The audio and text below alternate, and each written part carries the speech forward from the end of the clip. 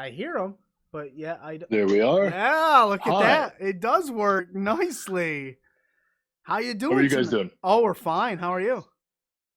I'm good. I have just been hanging out with buddies all day virtually. Yeah, Still obviously quarantining. yeah. I saw that you had the La Parca mask behind, and I figured I would drum up the one that my mom got for me in Mexico. Oh, see, Uh, that's even. But I've yeah, got this mine one is back. sitting beside.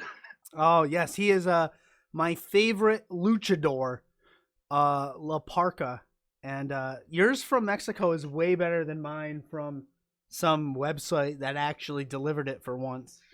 Uh, That is only from a distance. I'm sure if you looked at it up close, you could spot countless imperfections and issues with it. I know I can. So yeah. And I dressed up one year as La Parca for Halloween, um, because I thought it fit. Man, I'm the standing streamer. I don't sit. I could go as La Parca, carry a metal chair around. My yeah, kids thought it was funny, so good times. Oh, I'm all sweating all of a sudden. I was just talking to Vanessa. Vanessa's here as well. I'm like half your age. Like you're 20, 21. 23, You're 23 23. now. Okay, Yeah. so my bad. So when I was doing some of my research today, I was listening to you at the time. You were 21/22, so you're 23. So I'm a little less. I just turned 41, but I am young at heart, and wrestling will definitely do that to you.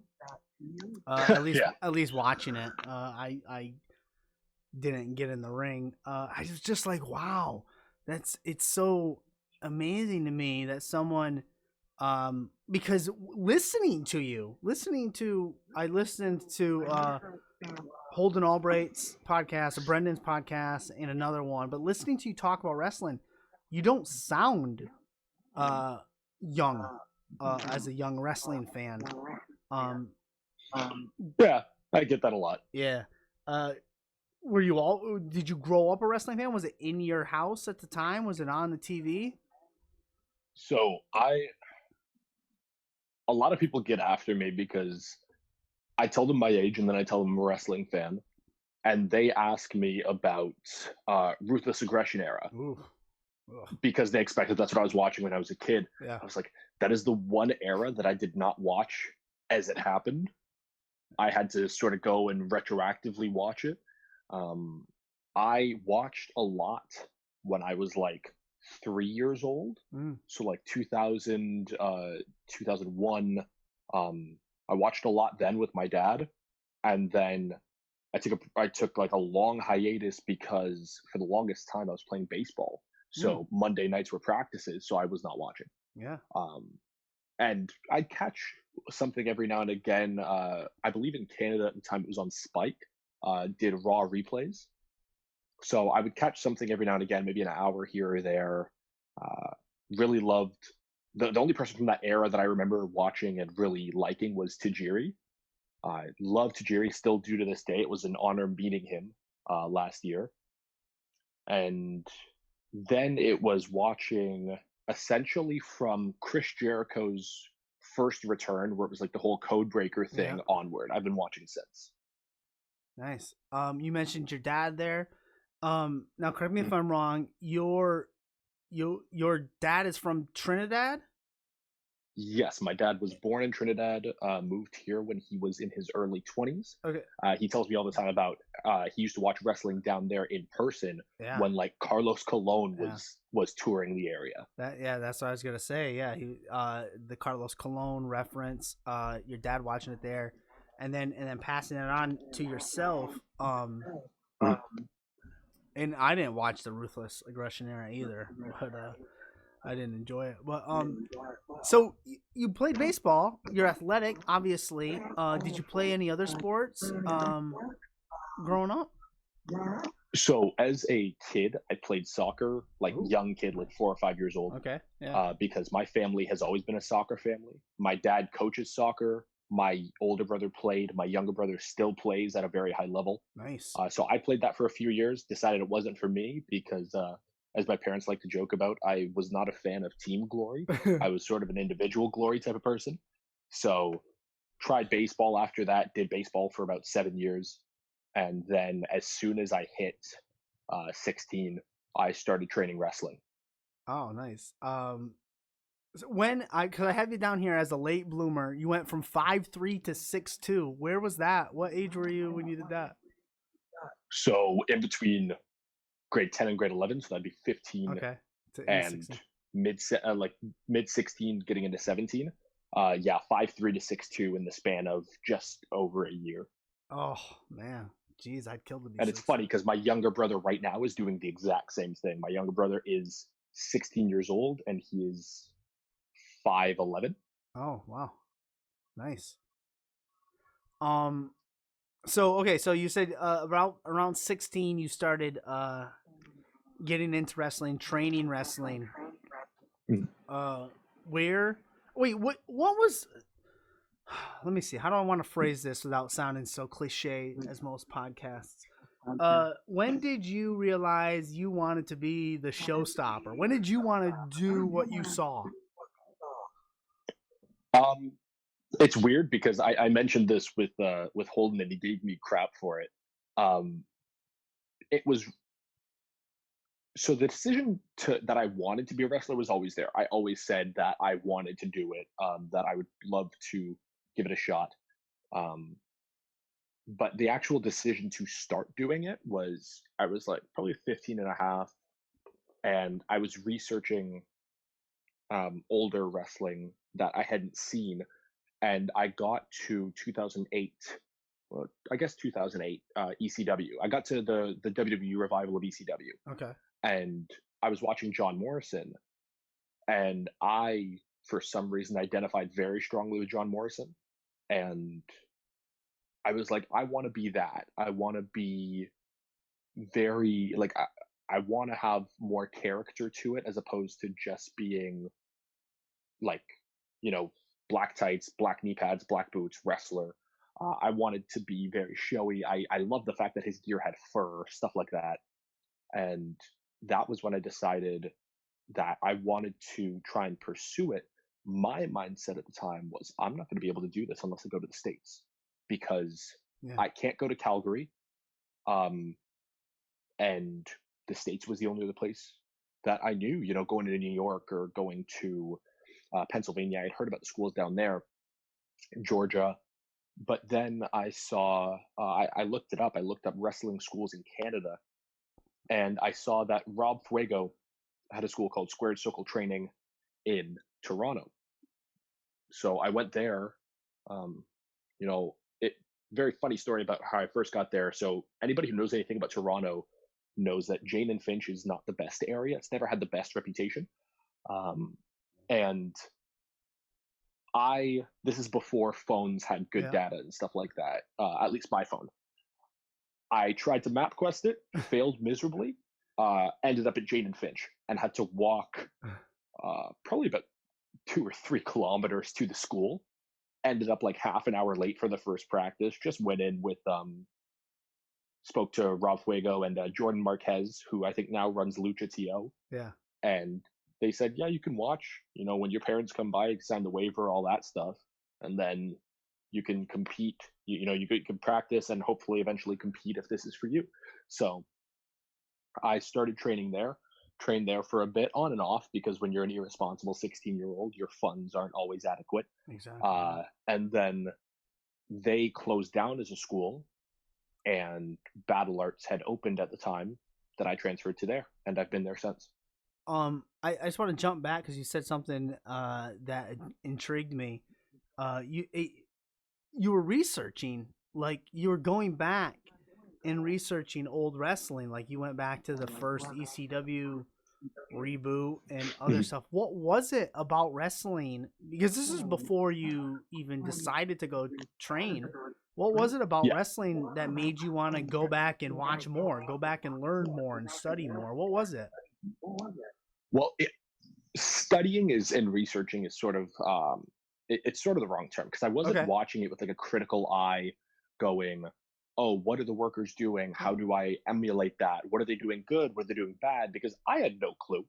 So me going back was more just like I think the catalyst was me seeing CM Punk doing something and going, "Wait a second, Yeah. where like I want to see more of him. So I looked up CM Punk stuff, and I was seeing the ROH stuff, and I back then I did not appreciate any wrestling that didn't have top tier production value, because when you're raised on WWE, that's what you tend to Right. Yep. gravitate towards. So I ended up going back and watching CM Punk stuff from that era in WWE CW, and then through extension ended up finding it really came of a desire to learn more about a specific wrestler, and see more of their work because you really like the way they wrestle. It's just like I do that now with Tajiri.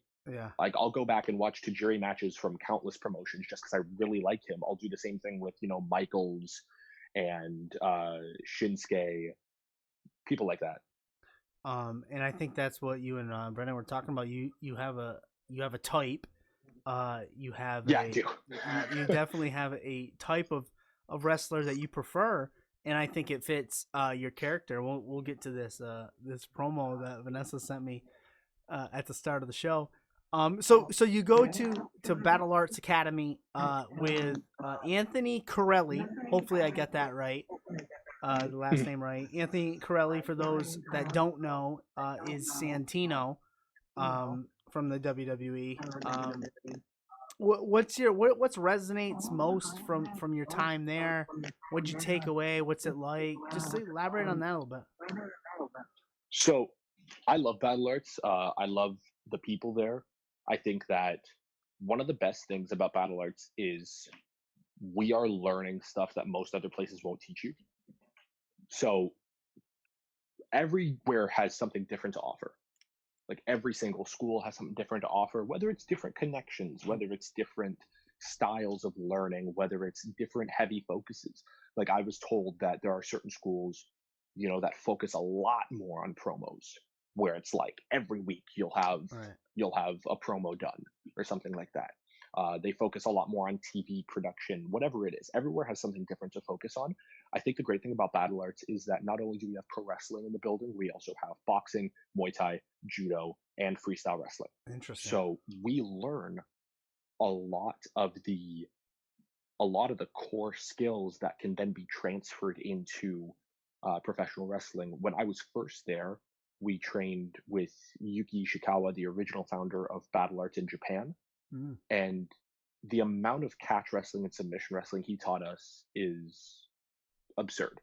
Like there are people at Battle Arts, people guys like Runyon, like James Yeah. Runyon, uh, Andrew McRae, guys like that, who will wrestle circles around most people, because they learned that traditional style. They learned that catch wrestling style.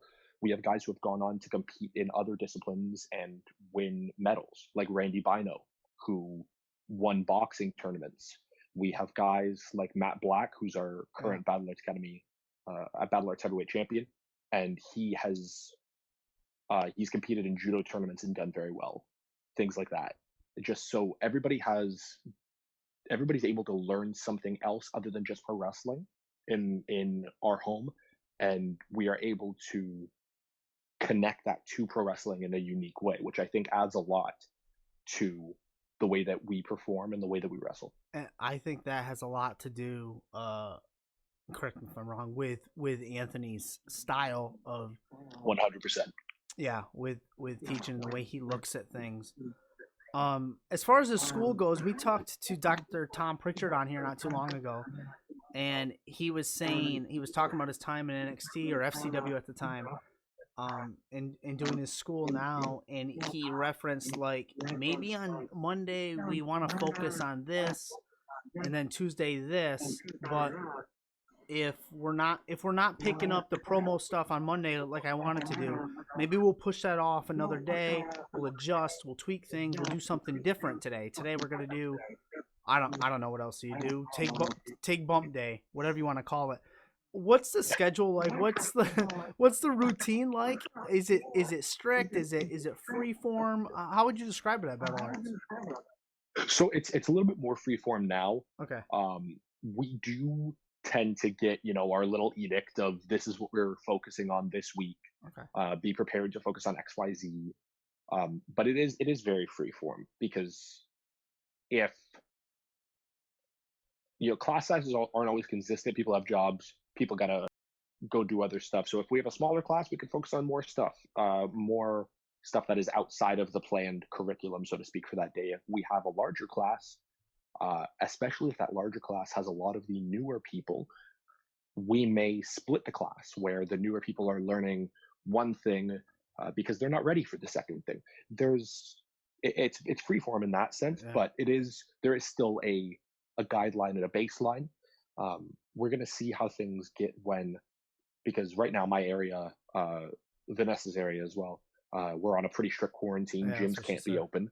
So when we are able to reopen, we are going to have a little bit different uh, of a training curriculum because we've got some new trainers coming in, and we've got uh, new plans apparently, according to the powers that be, so to speak. So I'm very much looking forward to it.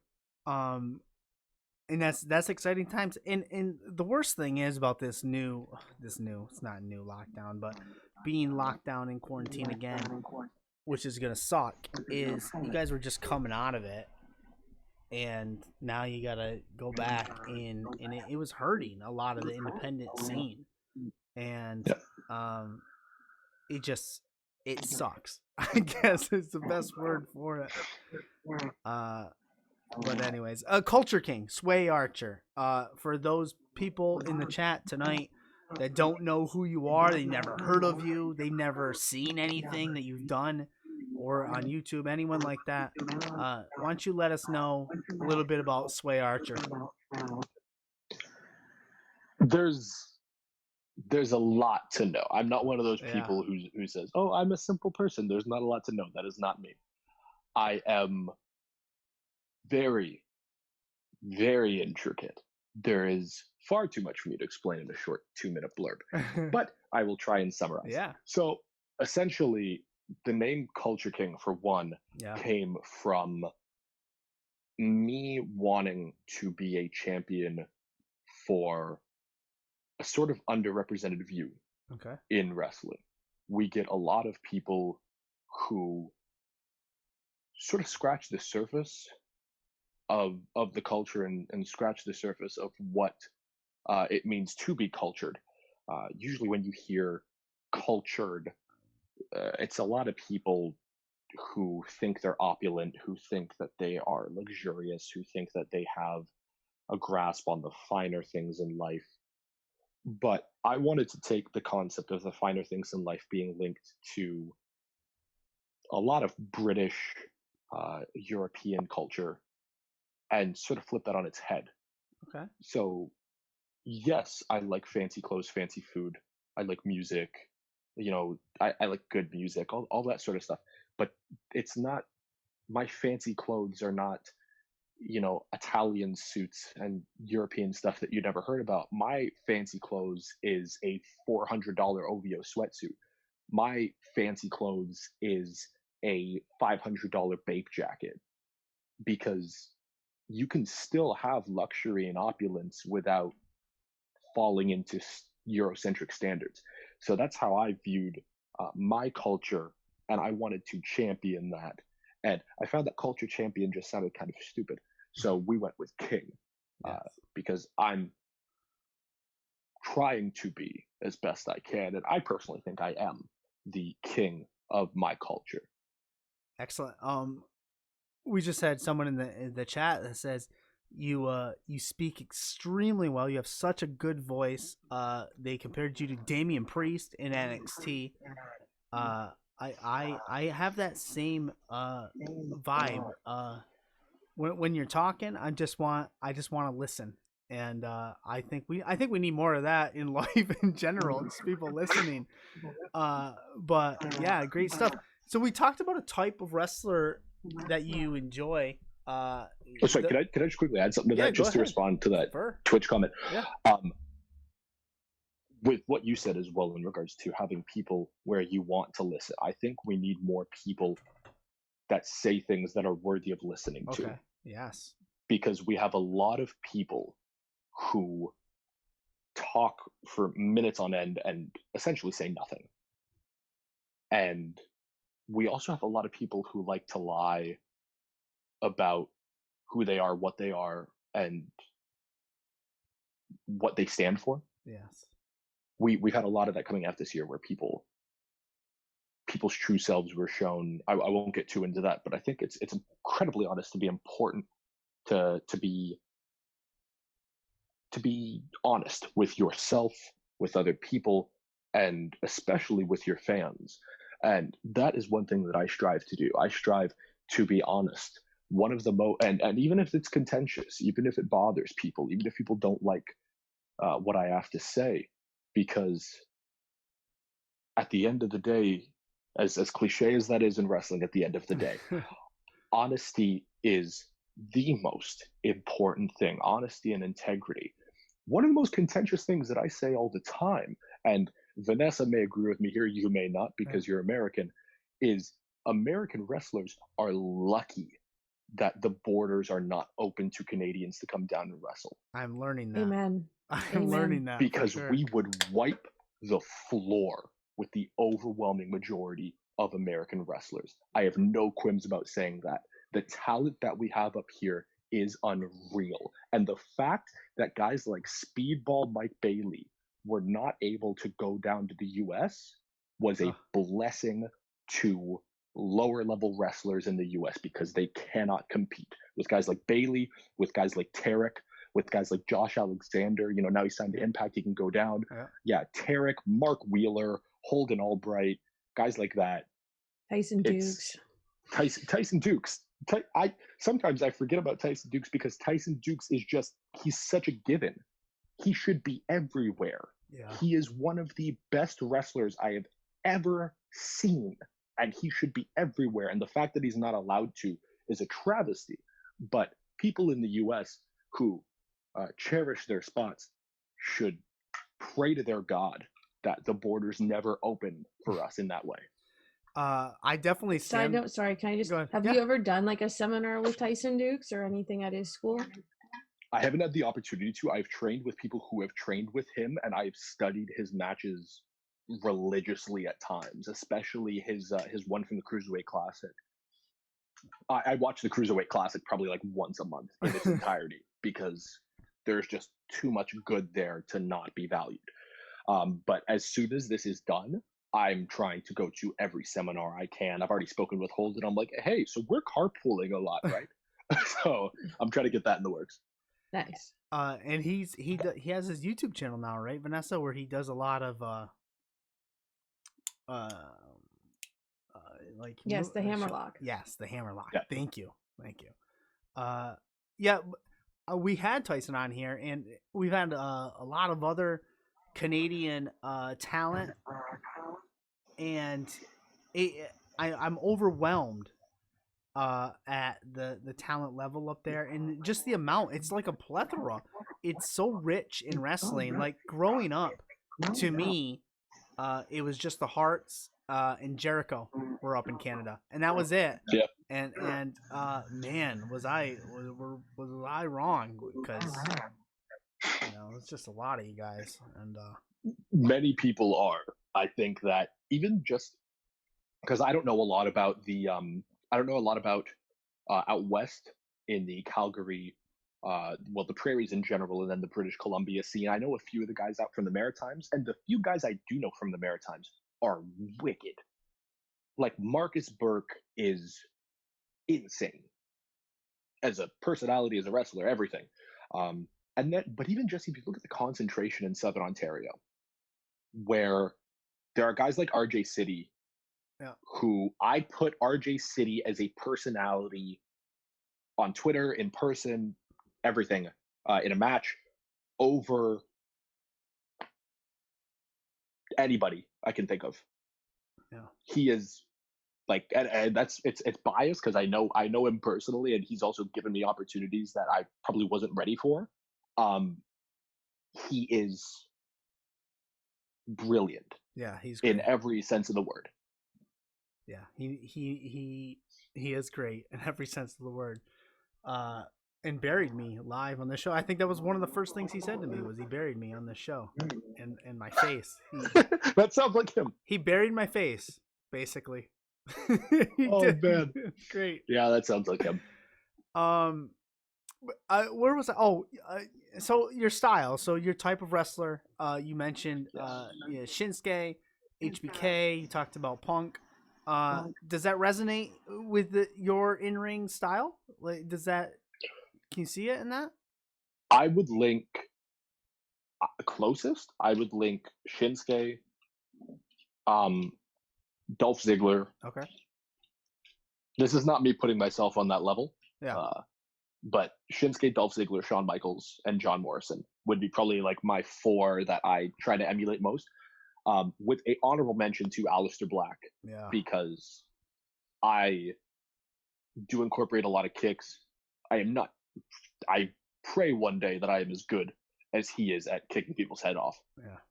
But I've always liked the showboating aspect of stuff. I've always liked the very flamboyant, the very charismatic side of things. But I've also always liked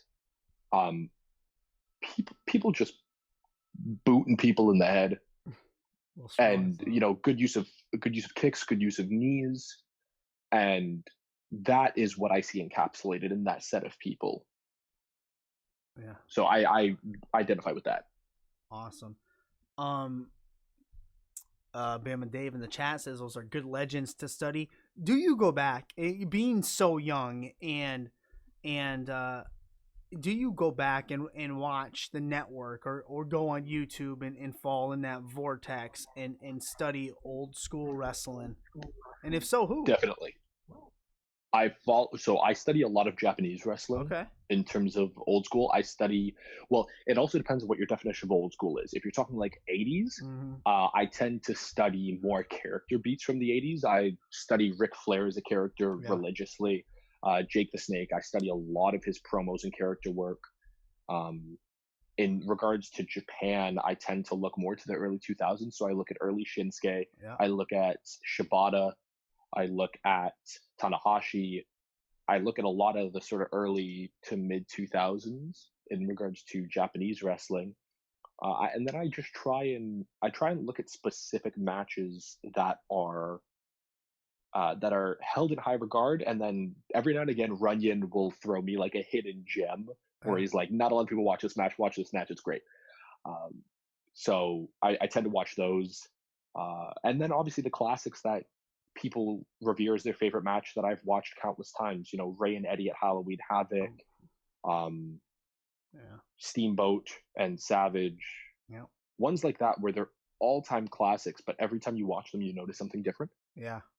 I agree. So I like watching those. And then also when I want to brush up on specific things, I will watch the people who are good at those specific things. Like I'll watch early Bret Hart, I'll watch early Shawn Michaels. I'll watch early Rick Rude if I want to see what good comeuppance looks like. Yeah. So I'm very targeted with my watching, where it's like I'm doing tape study, but I'm not just doing overall tape study. It's like, no, I'm doing tape study on a specific theme, and I will watch 3 matches that encapsulate that theme really well. Wow, that is intense. I can get that though.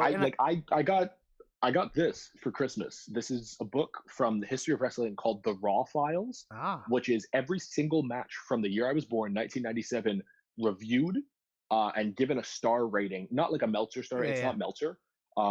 It's a panel of 4 guys, and they just review every single match and segment that happened in 1997. I think they have one of these for every year of the 90s that Raw was around. Wow. So the Raw Files? Like I love, it's called The Raw Files. If you look up historyofwrestling.info, The Raw Files, you'll find it.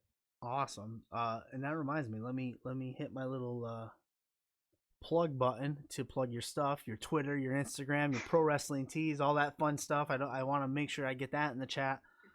I had a question about, so you said like if you're going old school back to the 80s, you're taking away character stuff, which I think is smart, character and promo work, and then in-ring stuff, 2000s Japan. Man, great stuff, man. You definitely pick from the right Bob in the chat says, damn, this dude is smart about his studies. I appreciate the hell out of that. Bob is our retro guy. He does. He's a student of the game is what Dave just said. Great stuff. In the lockdown, unfortunately, this lockdown is gonna suck. Yeah. And as to say it hasn't already, it has thoroughly. It's terrible. I miss my gym. Yeah. I bet. I mean, I don't even know how to relate to that. But okay, so let's say the phone rings right now. Let's say where you are, the phone rings. It's one promotion. One promotion.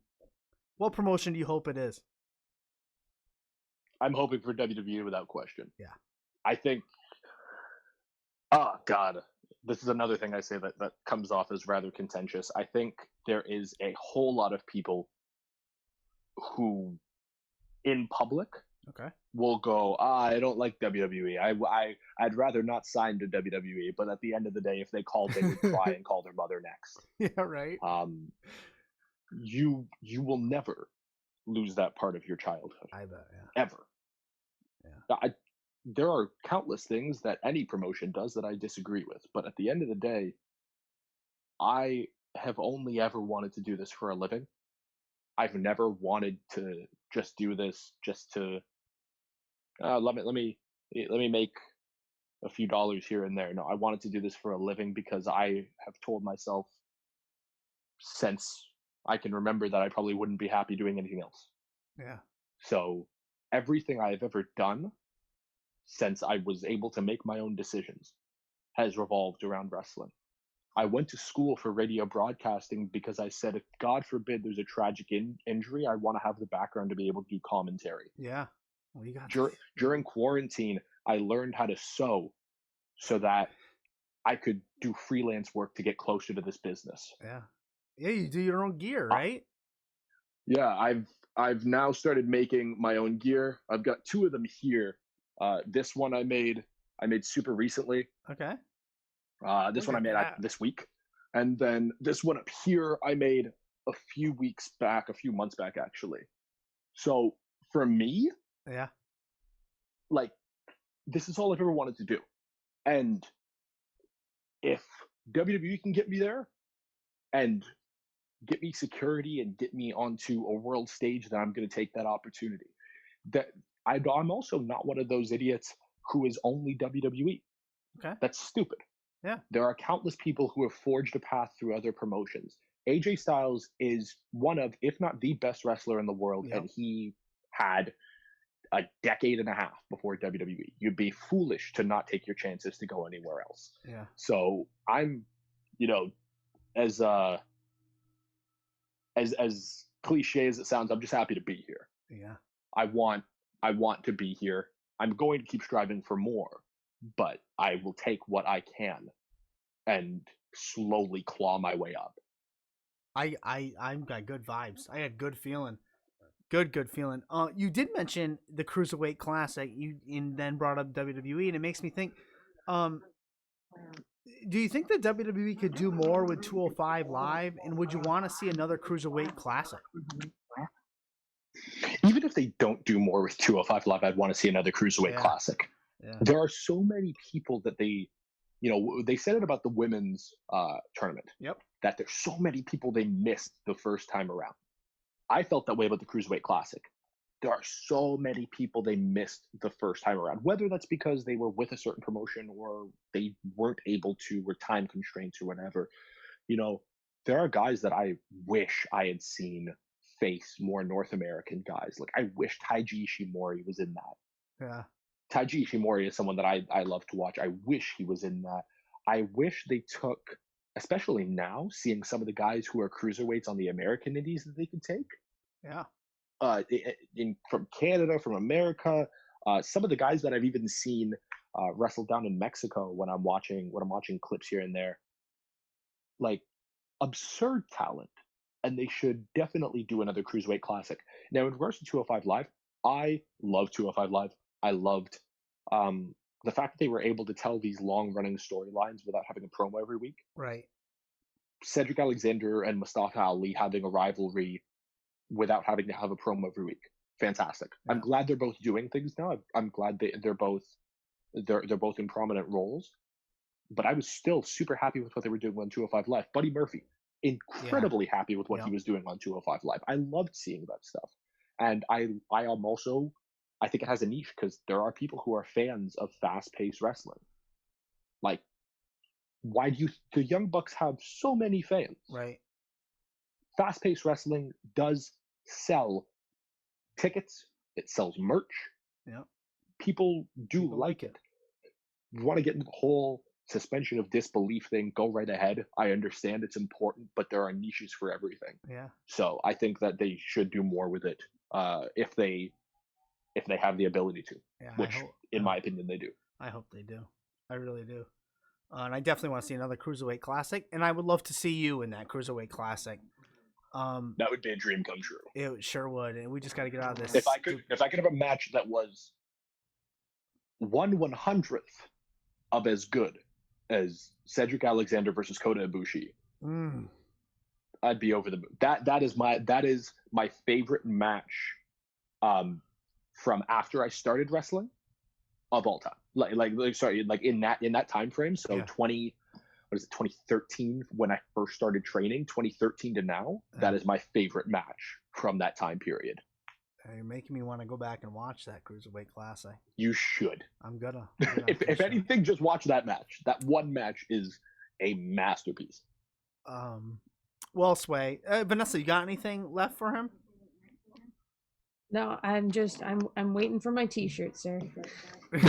I will try my best to get that to you. I have to fight with America in USPS. I feel bad. I feel sorry for you. Tell me about it. Vanessa, did you get your Christmas care package I sent you? I received nothing. Okay. Our post office runs slower than a snail. And Sway can nothing. And Sway, he can vouch on this. Like, our post office is slower than a snail. Are you sure? I was gonna say, if you're tracking that, blame the Americans because they are much worse off than we are in regards to the post office right now. I usually blame the Americans. It's an easy scapegoat. It is.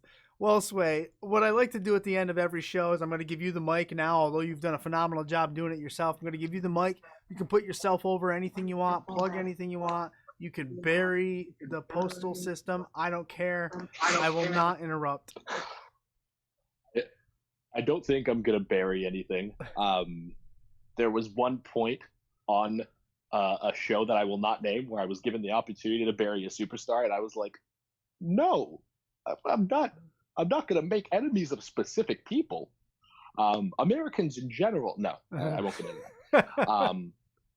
So if you're looking for my content, Twitter and Instagram @SwayArcher. Twitter is the primary platform I use because, well, I'm not wrestling right now because Canada, we're not allowed. Yeah. So I'm not wrestling, so I don't really post much on Instagram right now. I still do, but less so. Twitter @SwayArcher is the main place to find me.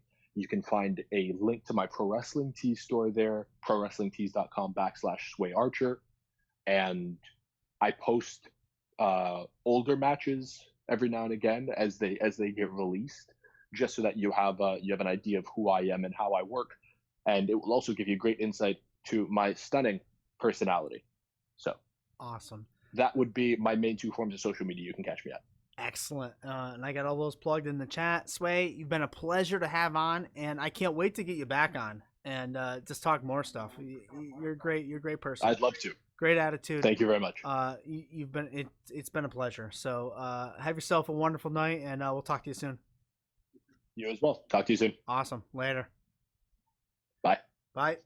Excellent stuff, Vanessa. Let me switch the mics here. Boom. Boom, boom, boom. Excellent. Awesome. Good stuff. Wow. Mm-hmm. He's way more educated than me.